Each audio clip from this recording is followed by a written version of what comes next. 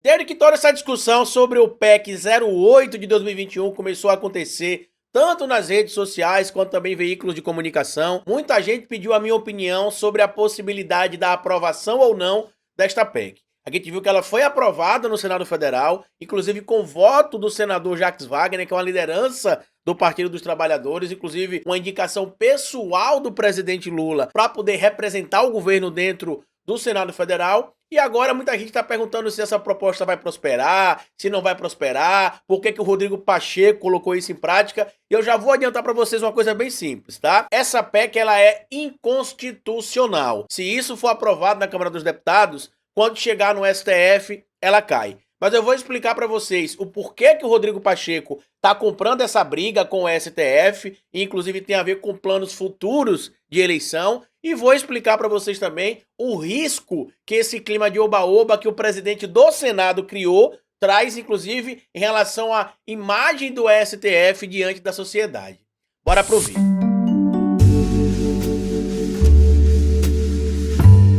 Pois bem, meu povo, antes de seguir esse vídeo, eu queria pedir a você que deixasse like no começo do vídeo, porque se deixar lá pro final você esquece. E queria pedir a você também, se puder colaborar com o nosso trabalho, que seja membro do canal, apoiador. É a maneira que você tem de manter o nosso canal existindo aqui de forma independente. E se puder colaborar de qualquer outra maneira com o nosso trabalho, além de ser membro do canal e apoiador, eu peço a vocês para colaborarem com o nosso Pix. Pix do canal é esse que está aparecendo aí, e você pode colaborar se quiser, quando quiser e se puder. Hoje eu quero falar com vocês sobre a aprovação do PEC 08 de 2021, que passou no Senado. Eu até gravei um vídeo anterior sobre isso, o vídeo já estava até editado, mas aconteceu tanta coisa ontem à tarde para eu poder incluir no novo vídeo que eu preferi gravar um vídeo novo do que pegar o vídeo antigo e só incluir algumas informações. Muita gente me questionou o porquê que o Jacques Wagner votou favorável à PEC lá que limitava alguns poderes, né, algumas ações do STF. Eu vou explicar para vocês detalhadamente já quais ações seriam essa, e que isso teria criado um clima ruim entre o presidente da República e o seu governo, evidentemente, junto com a Corte do Supremo Tribunal Federal.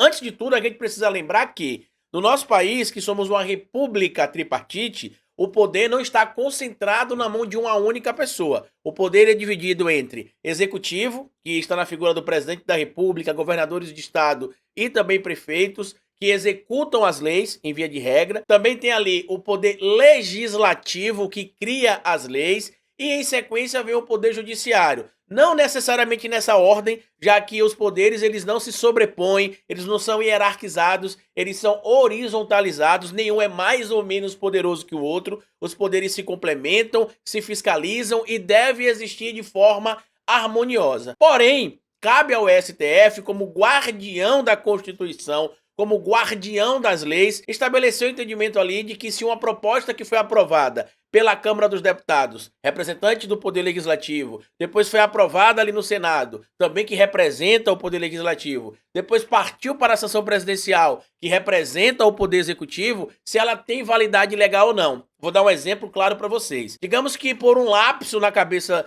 dos parlamentares brasileiros, se consegue aprovar um projeto de lei que permita, por exemplo, que tirar a vida de qualquer pessoa na rua seja algo legal. A pessoa simplesmente discutiu com a outra, tirou a vida dela e simplesmente vai lá e falar: eu tinha direito de tirar a vida dela, porque vai ter uma lei aí, tem uma lei agora aí que você pode fazer isso, que eu posso fazer isso, que todo mundo pode fazer isso. Carlito, mas a Constituição não diz que não pode fazer isso. A lei brasileira também não condena, por exemplo, o crime de homicídio. A gente também não sabe ali que tem os excludentes de ilicitude em alguns casos, ou a legítima defesa. Sabemos, porém imagine você que lá na Comissão de Constituição e Justiça, ou do Senado, ou da Câmara dos Deputados, dependendo de onde esse projeto for passar, você tem um indivíduo lá que não tá nem aí pra lei, e simplesmente dá o aval e diz que aquele projeto pode seguir. Ele parte para votação, por um lapso ele é aprovado na Câmara dos Deputados, por um lapso ainda maior ele também é aprovado no Senado Federal, e por uma perda totalmente de racionalidade, o presidente da República vai lá e sanciona esse projeto.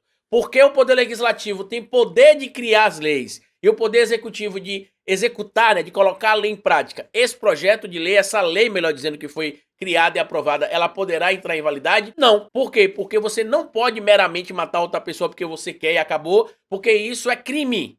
E a Constituição Federal estabelece isso, o Código Penal estabelece isso, e inclusive o STF, ao fazer análise dessa lei, vai dizer: ó, isso é inconstitucional, a gente não pode permitir que esse projeto siga em frente por conta disso, ou que essa lei seja colocada em prática. Eu tenho acompanhado, inclusive, vários canais de esquerda, ou que se dizem de esquerda. Eu tô falando se dizem de esquerda porque pra mim é um canal que defende voto distrital, ou ele realmente não sabe o que tá falando, ou ele não é de esquerda. Porque o voto distrital não é a salvação pra nada, além, evidentemente, de perpetuar o modelo político que privilegia quem é rico, quem tem muita influência dentro de partido político, quem tem muita influência dentro de uma região que vive, do que realmente trazer representatividade para o campo da política. Então alguém que é de esquerda, ou que se diz de esquerda, que defende a solução para se ter mais representatividade no Brasil, você ter o voto distrital, claramente essa pessoa não conhece nada sobre voto distrital. Então, além de defender voto distrital, eu vi algumas pessoas minimizando a questão do que essa PEC, que foi aprovada no Senado e que não entrou em vigor ainda, tá? Para ela entrar em vigor, ela tem de ir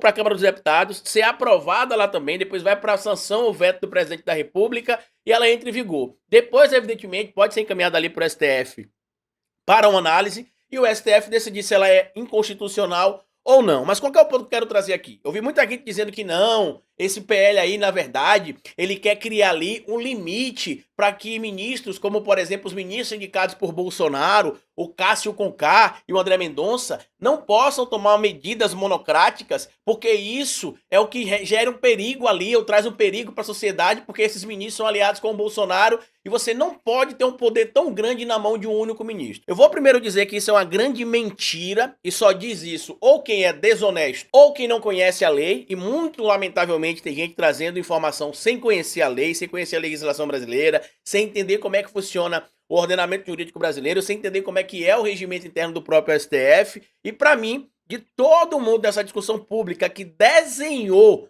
como é que funciona atualmente a estrutura do STF e que não existe decisão monocrática vitalícia e que não existe decisão monocrática que não possa ser revertida, como é o que está sendo vendido aí para vocês, por exemplo, foi o senador Fabiano Contarato. Eu vou mostrar um trecho, inclusive, para vocês da explicação dele. Mostra aí, por gentileza. Senhor presidente, senhoras e senhores, nós temos que entender, já dizia o ministro Eros Graus, que a Constituição ela não pode ser interpretada por retalhos ou por tiras. Tudo existe uma razão de ser, senhor presidente.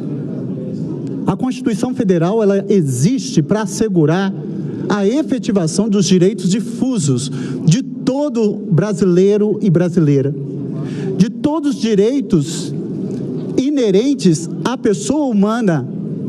E quem exerce esse poder é o Poder Judiciário. Ora, essa PEC, ela se trata com um único objetivo.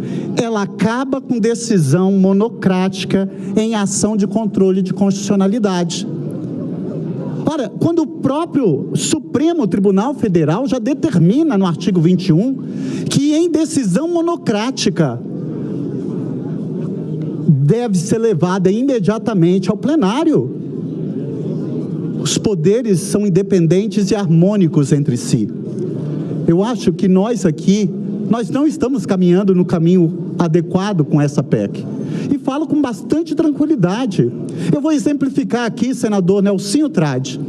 Imagine, é só hipoteticamente, imagine que nós temos uma pandemia e que nós temos aí todos os órgãos de controle sanitário determinam lockdown e que temos um presidente, isso é hipoteticamente, que seja negacionista e que ele baixa um ato determinando a abertura do comércio. Ora, está em jogo ali um principal bem jurídico que é a vida humana. Acaba-se agora com decisão monocrática. Com essa PEC, não é mais possível um ministro decidir e determinar que aquele ato do presidente da República seja inconstitucional e preserve o principal bem jurídico, que é a vida humana, o respeito à integridade física. E vai se esperar apenas quando se reunir o plenário para decidir sobre um assunto de tamanha urgência. E como ele passou para vocês claramente aí, as decisões monocráticas dos ministros do STF, que são tomadas individualmente, são decisões liminares. O que isto quer dizer, Carlito? Que ele às vezes concede ou nega a solicitação, né, defere ou indefere, como fala na linguagem jurídica também, e depois da sua posição, seja ela deferindo ou indeferindo, a solicitação vai para o plenário para votação coletiva. Só que às vezes você não consegue, por exemplo, uma decisão há tempo hábil para que essa decisão entre em votação no colegiado. Quer um exemplo claro disso? O Bolsonaro, por exemplo, poderia ter assinado um decreto de lei ano passado que impedisse que as pessoas tomassem vacina. Ele assinou um, inclusive, dizendo o oposto, que os governos poderiam até, de forma compulsória, promover exames laboratoriais e aplicação de vacina nas pessoas. Depois ele tentou dizer que não foi ele que fez isso, mas está lá a assinatura dele, a assinatura do Mandetta, a assinatura do Moro, ainda em 2020. E aí imagina, por exemplo, que em vez de ter essa decisão, o Bolsonaro tivesse a decisão que dissesse o seguinte: não se pode fechar nada, como ele queria fazer, inclusive. A gente não vai comprar vacina, ninguém é obrigado a tomar vacina, e se tomar vacina obrigado, quem aplicou a vacina em você obrigado vai ser preso. Imagina quantas pessoas mais teriam morrido, por exemplo, vítimas da Covid-19, se não tivesse tido uma atuação eficiente do STF. Por conta disso, por conta de uma coisa que a gente chama também de periculo in mora, ou seja, o perigo que a demora gera para uma decisão, em alguns casos a decisão é tomada ali pelo magistrado, pelo representante do STF, pelo ministro do STF, para poder atender aquele anseio. Mas nunca a decisão que é tomada ali de forma monocrática, ela fica como permanente. Ela é direcionada para indeferimento ou deferimento e em sequência ela vai entrar sim para a votação do colegiado. Então não existe esse papinho de que o André Mendonça, o Cássio Conká pode tomar uma decisão favorável ao Bolsonaro e não ser revertida. Isso é uma mentira. Como o próprio senador Fabiano Contarato explicou, tudo está amarradinho direitinho dentro da lei.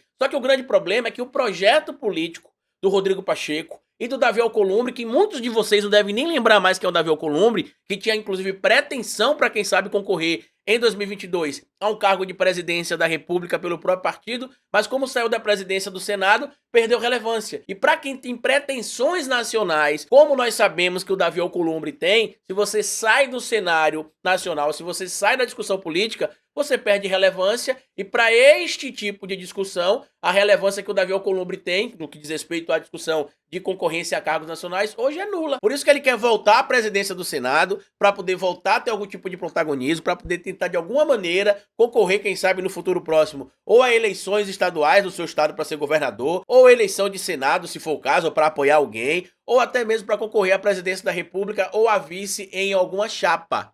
Agora, o que me preocupa de tudo isso aqui? Primeiro, o próprio Rodrigo Pacheco, que é operador do direito, que é advogado, que conhece a lei, sabe que o que ele está fazendo não tem respaldo legal nenhum. O que ele está fazendo, inclusive, neste momento, além de dar combustível para a extrema-direita, inclusive o material publicado aqui pelo Leonardo Sakamoto no UOL é muito bem feito nesse ponto, que ele traz o seguinte: bolsonarismo vê PEC como primeiro passo para anular decisões do STF no Congresso. Isso não vai acontecer. Esse projeto não vai prosperar.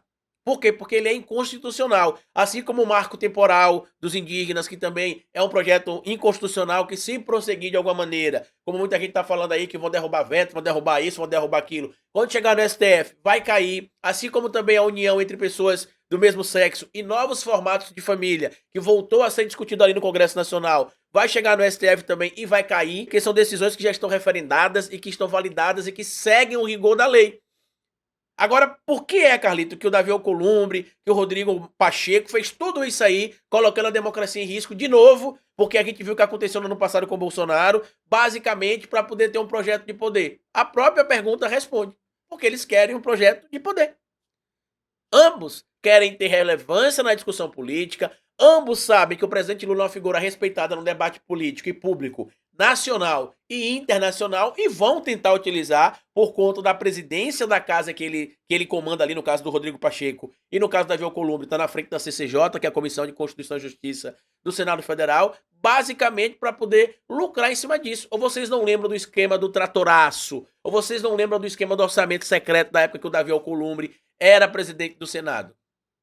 Então a gente precisa entender que este tipo de narrativa encampada, inclusive por um presidente de uma das casas, e mais grave ainda no caso do Senado, porque o presidente do Senado é presidente também do Congresso Nacional, isso gera um clima de oba-oba. Toda a situação que a gente viu levando ao Lava Jato, ao impeachment da Dilma, começou com essa ideia de que o STF só solta bandido, o STF só protege político desonesto, o STF anda de mãos dadas com políticos corruptos. E aí vem o primo do Colo, que não tem a moral de um cachorro para falar de nada, porque foi indicado pelo próprio primo, o ex-ministro Marco Aurélio Mello, dizer que, olha, eu consigo andar na rua aí, ó, mas eu tenho certeza que o ministro Alexandre de Moraes deve estar andando aí, ó, pela rua com um monte de segurança, porque ele não tem segurança, ele não tem a coragem de andar pelas ruas como eu ando. Que moral você tem, ministro, pra falar, pelo amor de Deus,